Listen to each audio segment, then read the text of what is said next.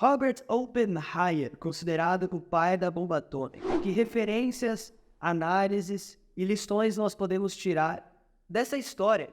Não só além do filme, mas dessa história que de fato aterrorizou a humanidade.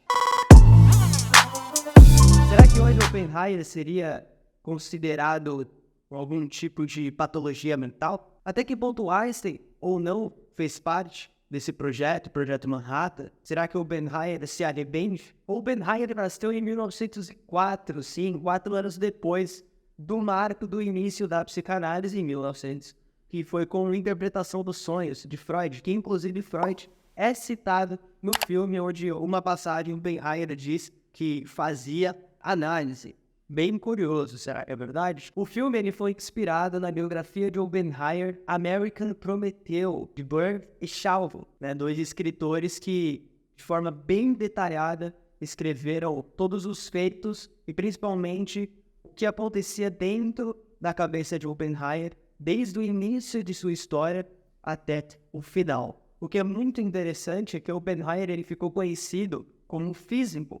Porém, o seu primeiro contato com esse universo foi através da química. A sua formação foi em química e depois ele, digamos que, somou com a física nuclear e principalmente a física teórica. Oppenheimer era uma negação no laboratório, inclusive no filme isso fica bem claro em cenas onde ele virou chacota da turma por ser, digamos, estabanado aí com as mãos. A questão dele era teórica. Inclusive, com a bomba, ele não imaginava que poderia de fato ser colocado em prática. Ele fazia um estudo das estrelas, o que acontecia quando as estrelas morriam. Então, tamanha força, a partir do momento em que elas desapareciam, claramente, a luz viaja muito mais rápido, porém, a distância era tão grande que a gente não fazia ideia do estrago, do estrondo, digamos assim, que as estrelas causavam. Então ele estudava uma forma de conseguir condensar essa força através dos átomos e foi aí que começou a surgir a ideia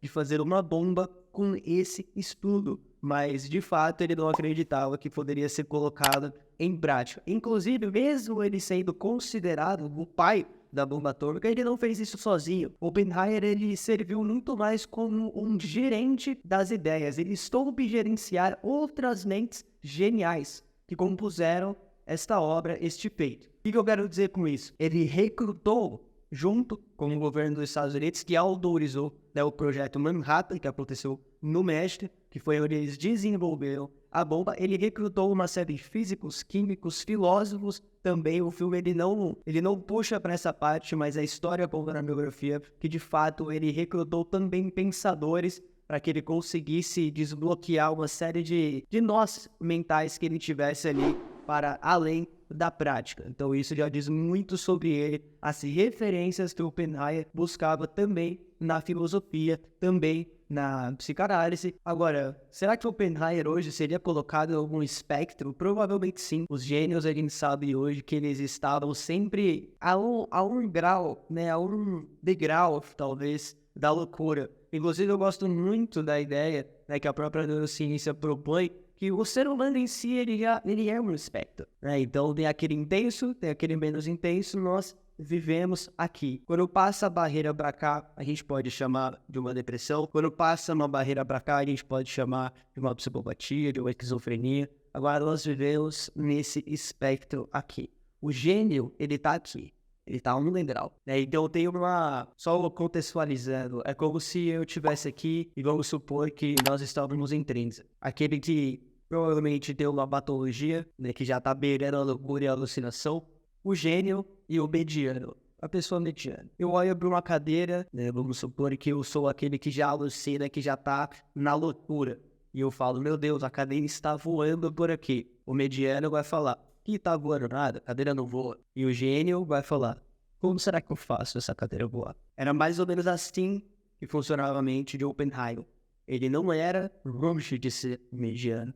A cabeça funcionava muito à frente do seu tempo, porém ele não ultrapassou essa barreira para alucinar. Ele pegou algo que era considerado impossível e fez acontecer, junto a todo esse time que ele compôs. Lembra da referência da biografia que o diretor Christopher Nolan estudou para fazer um filme chamava American Prometeu. Prometeu vem de Prometeus, que é baseado na mitologia grega. Prometeu, para quem não sabe, é aquele que pegou o fogo dos deuses e trouxe para os humanos, trazendo a vida, o fogo representando a vida para os seres humanos. Porém, essa vida, poder e com o fogo a gente sabe que podem usar para o bem, podem usar para o mal. E entre o bem e o mal existe aqui uma linha muito tênue que a gente ainda desconhece. Prometeu, então, ele é castigado pelos deuses a sofrer eternamente, onde todos os dias uma ave vem e come todos os seus órgãos. Durante a noite, esses órgãos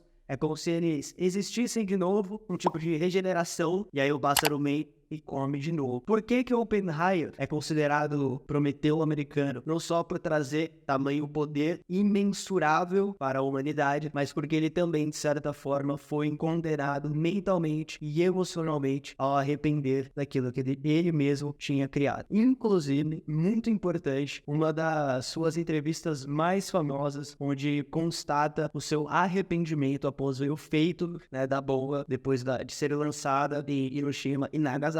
Ele cita Bhagavad Gita, né, uma obra hindu sagrada, onde ele diz: eu me tornei o destruidor de mundos, eu me tornei a morte. Oppenheimer sentia que tinha sangue nas mãos. A sua impressão ao ver o teste da bomba atômica, que aconteceu dia 16 de julho de 1945, ele diz: algumas pessoas, 3 ou 4, deram risada, outras 2 ou 3 choraram, mas a grande maioria das pessoas ficaram em silêncio absoluto. Pasmas. Talvez aquele silêncio de grito, aquele silêncio grita, sabe? Talvez de desespero ou mesmo um sentimento que não era possível ser decifrado. O Oppenheimer, no primeiro momento, fica feliz, porque ele, de fato, conseguiu algo inacreditável junto ao seu time. Mas após ver o estrago e sentir o mundo seria diferente, após a tamanha força, né, sendo acessível para qualquer um, ele, de fato, ficou em choque, se arrepende. Inclusive, 11 dias depois da bomba ser lançada em Nagasaki, a segunda cidade do bombardeio, ele começa uma campanha para que a bomba não seja mais usada. Falando do filme em si, um elenco literalmente de milhões, nós estamos falando de Cillian Murphy, nós estamos falando de Emily Blunt, nós estamos falando de Matt Damon, nós estamos falando de Robert Downey Jr., nós estamos falando de Rami Malek, ou seja, uma galera de peso para representar essa história que merece, de fato, espaço no mundo hoje, ainda mais pelo Christopher Nolan, que foi um cara que sempre buscou dirigir filmes na ficção, baseado em ficção, como Interestelar,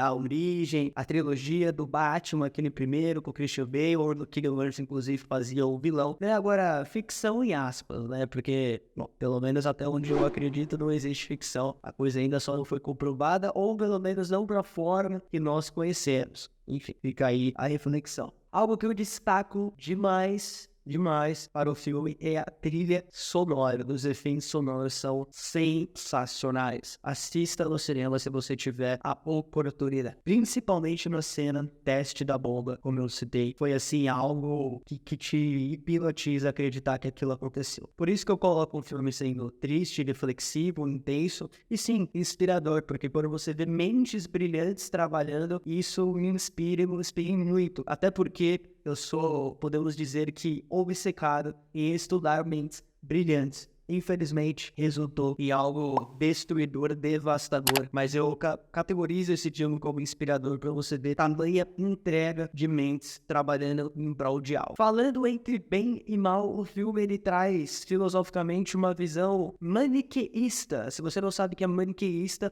é quando a gente não consegue conceber o que é o bom e o que é o ruim, entre o bem e o mal. E o que isso quer dizer? O diretor Christopher Nolan, ele constrói o personagem Oppenheimer, obviamente baseado no original, em que você não sabe exatamente se ele é o bonzinho, se ele é o vilão, até que ponto você acredita no arrependimento dele, até que ponto você não acredita no arrependimento dele. Então é como se o filme ele te direcionasse para uma interpretação extremamente subjetiva e pessoal. O filme não categoriza ele como vilão, ele como bonzinho, valeu a pena, não valeu a pena. isso fica no ar, no filme. Claro que cabe a você trazer para sua reflexão e decidir isso, ou pelo menos pensar sobre isso. Porque algo que me incomoda muito é essa dualidade hoje que nós temos que ou eu sou a favor, ou eu sou contra. Ou eu gosto, ou eu não gosto. Ou é, ou não é. Calma aí, a gente perdeu a capacidade de dialogar. A gente não consegue mais falar, não, esses pontos me interessam,